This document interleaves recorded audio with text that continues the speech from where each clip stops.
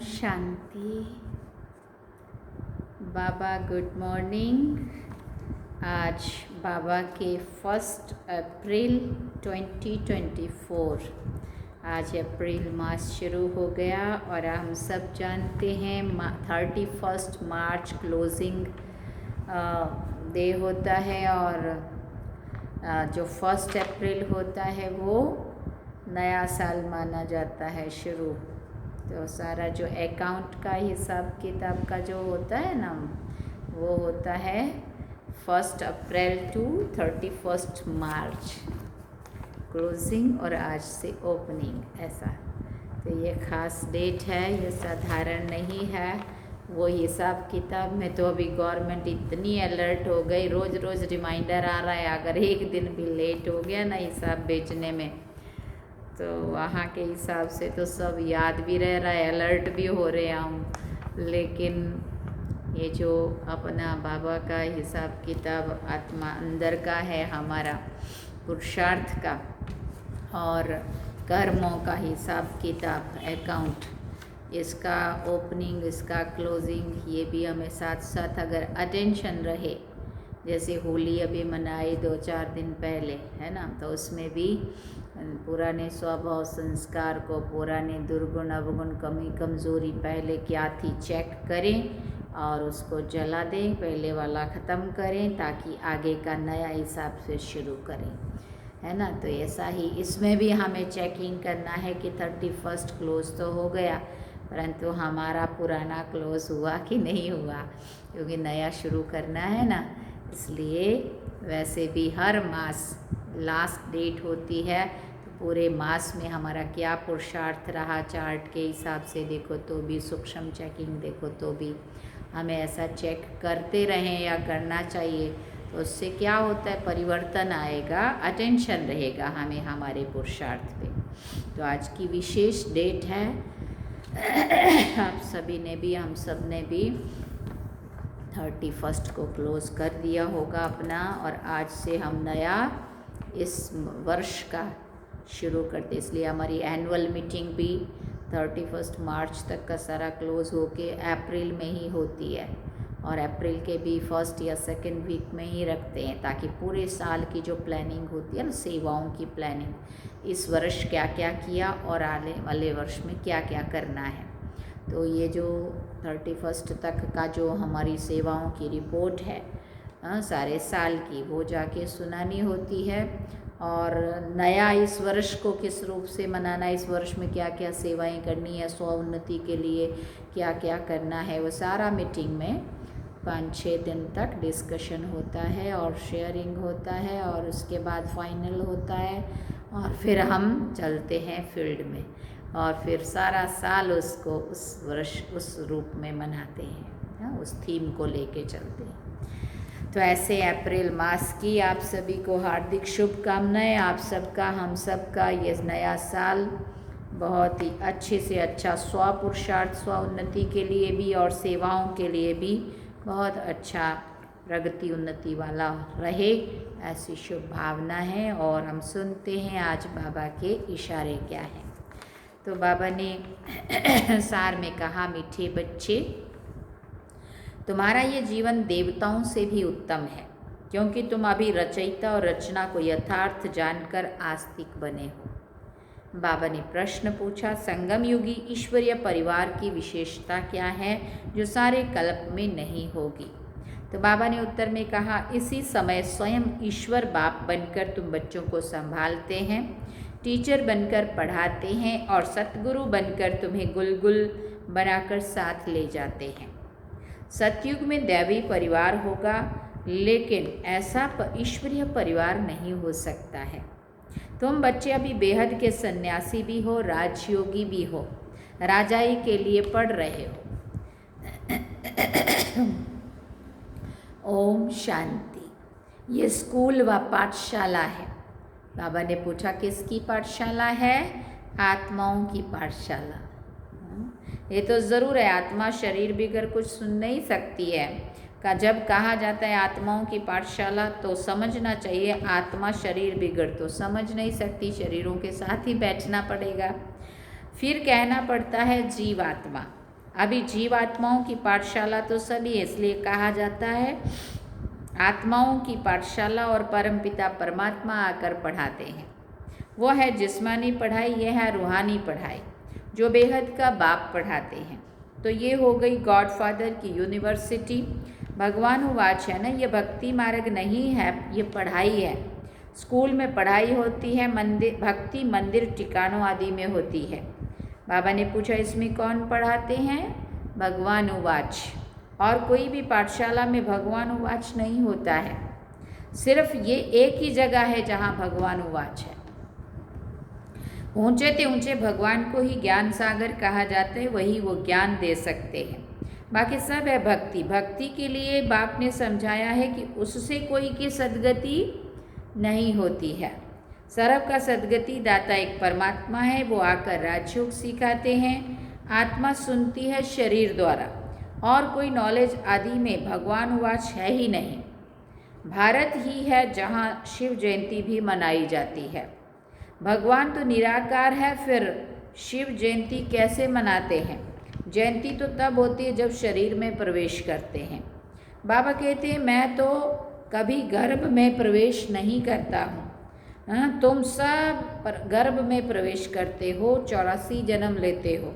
सबसे जास्ती जन्म ये लक्ष्मी नारायण लेते हैं। 84 जन्म लेकर फिर सांवरा गामड़े का छोरा बनते हैं। एकदम आत्मा तमो प्रधान पतित बनती है। लक्ष्मी नारायण कहो या राधे कृष्ण कहो, राधे कृष्ण है बचपन के। जब वो जन्म लेते हैं तब स्वर्ग में लेते हैं, जिनको वैकुंठ भी कहा जाता है। पहला नंबर जन्म इनका है, तो 84 जन्म भी यही लेते हैं। श्याम और सुंदर, सुंदर सो फिर श्याम। श्री कृष्ण को प्यारा लगता है, श्री कृष्ण सबको प्यारा लगता है ना। श्री कृष्ण का जन्म तो होता ही है नई दुनिया में, फिर पुनर्जन्म लेते लेते आकर पुरानी दुनिया में पहुंचते हैं तो श्याम बन जाते हैं। ये भी ऐसा खेल है। भारत पहले सतो प्रधान सुंदर था, अब काला हो गया है। बाबा कहते हैं इतनी सब आत्माएं मेरे बच्चे हैं, अभी सब कामचिता पर बैठकर जलकर काले हो गए हैं। मैं आकर सबको वापस ले जाता हूँ। ये सृष्टि का चक्र ही ऐसा है। फूलों का बगीचा वो फिर कांटों का जंगल बन जाता है। बाप समझाते तुम बच्चे कितने सुंदर विश्व के मालिक थे, आप फिर बन रहे हो। ये लक्ष्मी नारायण विश्व के मालिक थे, ये जन्म भोग कर फिर ऐसे बन रहे हैं, अर्थात उन्हों की आत्मा अब पढ़ रही है। तुम जानते हो सतयुग में अपार सुख है, जो कभी बाप को याद करने की दरकार भी दरकार नहीं रहती है। गायन है दुख में सिमरन सब करे, सुख में करे ना कोई। बाबा ने पूछा किसका सिमरन? बाबा का। इतने सबका सिमरन तो नहीं करना है। भक्ति में कितना सिमरन करते हैं, जानते कुछ भी नहीं है। श्री कृष्ण कब आया, वो कौन है, कुछ भी जानते नहीं है। श्री कृष्ण और श्री नारायण के भेद को भी नहीं जानते हैं। शिव बाबा है ऊंच ते ऊंच, फिर उनके नीचे ब्रह्मा विष्णु शंकर, उनको फिर देवता कहा जाता है।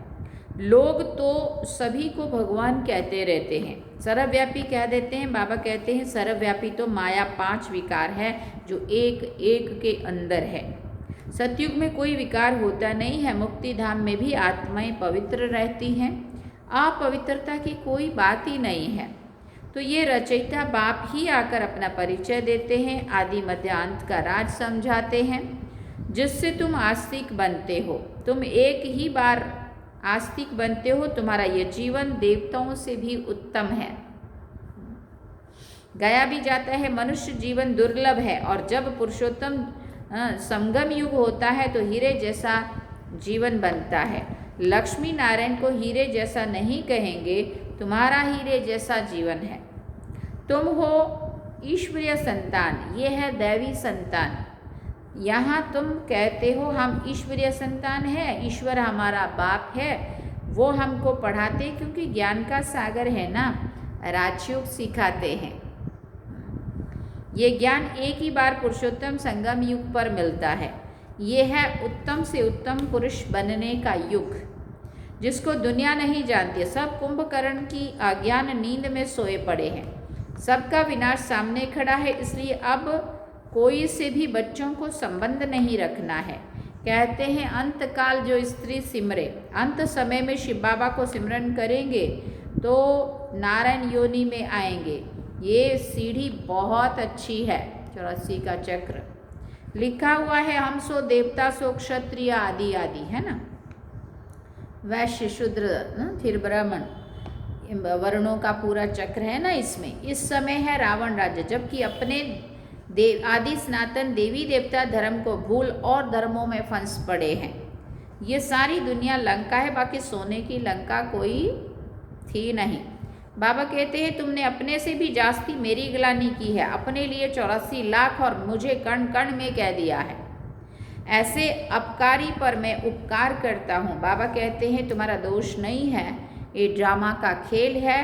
सतयुग आदि से लेकर कलयुग अंत तक ये खेल है जो फिरना ही है। इसको सिवाय बाप के कोई समझा ना सके। तुम सब ब्रह्मा कुमार कुमारियाँ हो, तुम ब्राह्मण हो, ईश्वरीय संतान, तुम ईश्वरीय परिवार में बैठे हो। सतयुग में होगा दैवी परिवार। इस ईश्वरीय परिवार में बाप तुमको संभालते भी हैं, पढ़ाते भी हैं और फिर गुल गुल बनाकर साथ भी ले जाएंगे। इससे बाप, टीचर और सतगुरु तीनों का है ना पाठ। तुम पढ़ते हो मनुष्य से देवता बनने के लिए। ग्रंथ में भी है मनुष्य से देवता किए कर्त न लागी वार। इसलिए परमात्मा को जादूगर कहते। मनुष्य नरक को स्वर्ग बनाना जादू का खेल है ना, कितना बड़ा परिवर्तन है। स्वर्ग से फिर नरक बनने में 84 जन्म, फिर नरक से स्वर्ग चपटी में, माना सेकंड में ऐसे चपटी बजाओ और सीधा 1 सेकंड की बात है। 1 सेकंड में जीवन मुक्ति। मैं आत्मा हूँ, आत्मा को जान लिया, बाप को जान लिया, और कोई मनुष्य ये नहीं जानते कि आत्मा क्या है। गुरु अनेक है, सतगुरु एक है। कहते हैं सतगुरु अकाल, परमपिता परमात्मा एक ही सतगुरु है, परंतु गुरु तो ढेर है। निर्विकारी कोई है नहीं, सब विकार से ही जन्म लेते हैं। अभी राजधानी स्थापन हो रही है, तुम सब यहाँ राजाई के लिए पढ़ रहे हो। राजयोगी हो, बेहद के सन्यासी हो। वो हठयोगी हैं, हद के सन्यासी। बाप आकर सभी की सद्गति कर सुखी बनाते हैं। मुझे ही कहते हैं सतगुरु अकाल मूर्त। वहाँ हम घड़ी घड़ी शरीर को छोड़ते और लेते नहीं हैं। काल नहीं खाता है। तुम्हारी भी आत्मा अविनाशी है, परंतु पतित और पावन बनती है, निर्लेप नहीं है। ड्रामा का राज भी बाप समझाते हैं। रचयिता ही रचना के आदि मध्य अंत का राज समझाएंगे ना। ज्ञान का सागर वही एक बाप है, वही तुमको मनुष्य से देवता डबल सिरताज बनाते हैं। तुम्हारा जन्म कौड़ी जैसा था, अब तुम हीरे जैसा बन रहे हो। बाप ने हम सो हम का मंत्र भी समझाया है। कह देते हैं ना, आत्मा सो परमात्मा, परमात्मा सो आत्मा, हम सो हम। हम सो मतलब बाबा और बाबा सो हम परमात्मा। तो वैसा थोड़ी है। हम सो माना सतयुग की तरफ नज़र घुमाओ कि हम सो देवी देवताएं देवात्माएं थी, और देवात्माएं जन्म मरण के चक्कर में आते आते अभी हम सो बन गए। जो देवताएं थे पहले जन्म में 21 जन्मों तक, वो आज हम मनुष्य हैं। आज हम जो मनुष्य हैं, हम जा कर के वो देवात्माएं बनेंगी। तो हम सो हम वास्तव में 16 कला संपूर्ण से और 0 कला तक आते आते जो हमारा 84 का चक्कर है, ये याद आना चाहिए। हम सो कैसे कह सकते हैं हम जो परमात्मा है वो है और परमात्मा हम हैं? ऐसा नहीं होता है। कैसा हम सो हम का अर्थ भी कितना उल्टा बनाया है। बाबा कहते हैं हम सो कह दे, हम सो परमात्मा कैसे बन सकती है ना। बाबा तुमको समझाते हम आत्मा इस समय तो ब्राह्मण है, फिर हम आत्मा ब्राह्मण सो देवता बनेंगे, फिर सो क्षत्रिय बनेंगे, सो शूद्र बने, शूद्र सो ब्राह्मण। सबसे ऊंचा जन्म तुम्हारा है। फिर बाबा ने याद दिलाई, ये है ईश्वरीय घर। तुम किसके पास बैठे हो? फिर पूछा किसके पास बैठे हो? माता पिता के पास। सब भाई बहन हैं।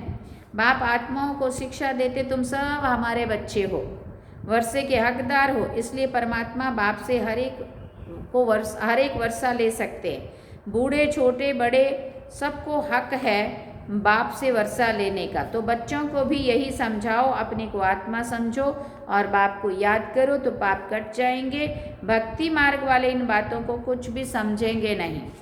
अच्छा, मीठे मीठे सिक्के लदे बच्चों प्रति माता पिता बाप दादा का याद प्यार और गुड मॉर्निंग। रूहानी बाप की रूहानी बच्चों को नमस्ते। हम रूहानी बच्चों की रूहानी माता पिता बाप दादा को दिलवा चांद सिकवा प्रेम से याद प्यार गुड मॉर्निंग नमस्ते। थैंक यू बाबा, शुक्रिया बाबा।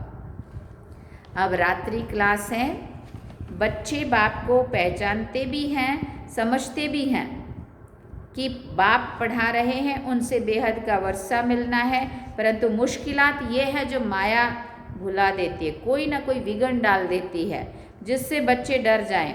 उसमें भी पहले नंबर में विकार में गिरते हैं, आंखें धोखा देती है। आंखें कोई निकालने की बात नहीं होती है, बाबा ज्ञान का नेत्र देते हैं। ज्ञान और अज्ञान की लड़ाई चलती है। ज्ञान है बाप, अज्ञान है माया, इनकी लड़ाई बहुत तीखी है। गिरते हैं तो समझ में नहीं आता है, फिर समझते हैं मैं गिरा हुआ हूँ। बहुत बच्चे कहते हैं मैंने अपना ही गिरा हुआ हूँ, मैंने अपना बहुत अकल्याण किया है। माया ने एक बार हराया, फिर चढ़ना मुश्किल हो जाता है। बहुत बच्चे कहते हैं हम ध्यान में जाते हैं, परंतु उसमें भी माया प्रवेश हो जाती है, पता भी नहीं पड़ता है। माया चोरी कराएगी, झूठ बुलाएगी, माया क्या नहीं कराती है, बात मत पूछो, गंदा बना देती है। गुलगुल बनते बनते फिर छीछी बन जाते हैं। माया ऐसी जबरदस्त है जो घड़ी घड़ी गिरा देती है। बच्चे कहते हैं बाबा हम घड़ी घड़ी भूल जाते हैं। तब तदबीर कराने वाला तो एक ही बाप है, परंतु किसी की तकदीर में नहीं है तो तदबीर भी नहीं कर सकते। इसमें कोई की पास खातिरी भी नहीं हो सकती, ना एक्स्ट्रा पढ़ाते हैं। मुरली तो वही है जो है, उसमें से ही पहला नंबर बना है, उसमें से ही लास्ट मन का बना, उसी में से प्रजा बनी, सब कुछ उसमें से ही बनेगा। उस पढ़ाई में तो एक्स्ट्रा मार्क्स, एक्स्ट्रा टीचर पढ़ाने को बुलाते हैं। एक्स्ट्रा पढ़ने के लिए टीचर को बुलाते हैं। ये तो तकदीर बनाने के लिए सभी को एक रस पढ़ाते हैं। एक एक को अलग अलग कहाँ तक पढ़ाएंगे, कितने ढेर बच्चे हैं। उस पढ़ाई में कोई बड़े आदमी के बच्चे होते हैं, अधिक खर्च कर सकते हैं, उनको एक्स्ट्रा पढ़ाते हैं। टीचर जानते हैं ये डल है, इसलिए पढ़ाकर उनको स्कॉलरशिप लायक बनाते हैं। ये बाप ऐसे नहीं करते हैं, ये तो सभी को एक रस पढ़ाते हैं। वो हुआ टीचर का एक्स्ट्रा पुरुषार्थ कराना। ये तो एक्स्ट्रा पुरुषार्थ किसी को अलग नहीं कराते, एक्स्ट्रा पुरुषार्थ माना ही टीचर कुछ कृपा करते हैं, खास उसके ऊपर ध्यान देते हैं, पढ़ाते समझाते हैं। भले ऐसे पैसे लेते हैं, खास टाइम देकर पढ़ाते हैं जिससे वो जास्ती पढ़ाई में होशियार होते हैं। यहाँ तो जास्ती कुछ पढ़ने की बात ही नहीं है, प्रैक्टिकल जीवन को बदलने की बात है। इनकी तो बात एक ही है, एक ही महामंत्र देते, मन मना भव।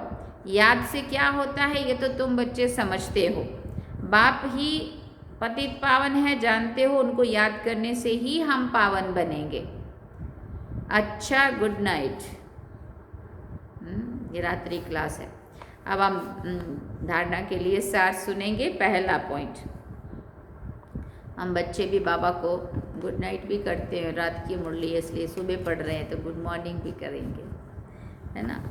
धारणा के लिए मुख्य सार है। पहला पॉइंट, सारी दुनिया अब कब्र दाखिल होनी है, विनाश सामने खड़ा है, इसलिए कोई से भी संबंध नहीं रखना है।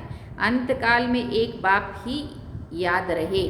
संबंध नहीं रखना इसका मतलब बात नहीं करना है या व्यवहार नहीं करना है, ऐसा नहीं, परंतु बुद्धि से डिटैच रहना है, फर्ज तो निभाने हैं। दूसरा पॉइंट, श्याम से सुंदर पतित से पावन बनने का ये पुरुषोत्तम संगम युग है। यही समय है उत्तम पुरुष बनने का। सदा इसी स्मृति में रहकर स्वयं को कौड़ी से हीरे जैसा बनाना है। वरदान में बाबा ने कहा, ज्ञान धन द्वारा प्रकृति के सब साधन प्राप्त करने वाले पद्मा पदमपति भव। ज्ञान धन स्थूल धन की प्राप्ति स्वतः ही कराता है। जहाँ ज्ञान धन है वहाँ प्रकृति स्वतः ही दासी बन जाती है। ज्ञान धन से प्रकृति के सब साधन स्वतः ही प्राप्त हो जाते हैं, इसलिए ज्ञान धन सब धन का राजा है। कोई भी चीज़ की जो नॉलेज है अगर अपने पास है तो हम कुछ भी काम कर सकते हैं। जहाँ राजा है वहाँ सर्व पदार्थ स्वतः ही प्राप्त होते हैं। ये ज्ञान धन ही पद्मापदम पति बनाने वाला है, परमार्थ और व्यवहार को स्वतः ही सिद्ध करता है। ज्ञान धन में इतनी शक्ति है जो अनेक जन्मों के लिए राजाओं का राजा बना देती है। ज्ञान धन में इतनी शक्ति है जो अनेक जन्मों के लिए राजाओं का राजा बना देती है। स्लोगन बाबा ने कहा, कल्प कल्प का विजयी हूँ। ये रूहानी नशा इमर्ज हो तो मायाचीत बन जाएंगे। क्या क्या पक्का करना है? मैं कल्प कल्प की विजयी आत्मा हूँ, कल्प कल्प का विजयी हूँ। ये रूहानी नशा इमर्ज हो तो मायाचीत बन जाएंगे। इसलिए बाबा स्वमान में रहने की बात करता है, क्योंकि जो स्वमान हम लेते हैं तो उसका चिंतन अंदर चलता है और फिर हम उस पॉजिटिव उसके ओर हम आगे बढ़ते जाते हैं। अच्छा, ओम शांति। सार में बाबा ने कहा, मीठे बच्चे, तुम्हारा ये जीवन देवताओं से भी उत्तम है, क्योंकि तुम अभी रचयिता और रचना को यथार्थ जानकर आस्तिक बने हो।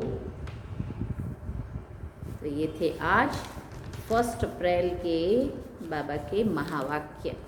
और वैसे 1 अप्रैल को लोग जो अच्छा नहीं सोचने वाले हैं, जिन्होंने भी किसने बनाया होगा, ये किसने बनाई है पता नहीं है, ये रिवाज क्या कुछ, तो अप्रैल फूल भी मनाते हैं, झूठ बोलते हैं आज। और आज पहला ही दिन, और अगर शुरुआत इतना झूठ और किसी को टेंशन में डालने के लिए, झूठ बोलने के लिए, किसको कहाँ से कहाँ भगा देते, क्या क्या करते हैं पता नहीं। भगाना चाहिए हमें सत्युग की ओर और परमधाम की ओर, लेकिन हम भगाते हैं दुनिया में। जाओ फलाना गिर गया है, एक्सीडेंट हो गया, हॉस्पिटल में चले जाओ, आज फलानी जगह पहुंच रहा है ना। तो ऐसा चीज़ें हमें नहीं करनी चाहिए। ब्राह्मणों को ये शोभा नहीं देती है ना। हमारा अलौकिक जीवन है, इसलिए झूठ बोलना तो बाबा ने बिल्कुल नहीं सिखाया है। सत्य की दुनिया में चलने वाले लोग, सत्युग में चलने वाले लोग कभी झूठ नहीं बोल सकते। इसलिए आज ऐसा कभी अप्रैल फूल मत बनाना किसी को, जो बेचारा कोई दुखी हो जाए, अपसेट हो जाए। हम मज़े लेते हैं और दूसरा बेचारा भाग दौड़ करता है, टेंशन में आता है ना। इसलिए इस बात का आज हम ध्यान रखेंगे। अच्छा, ओम शांति। चलते हैं बाबा की याद।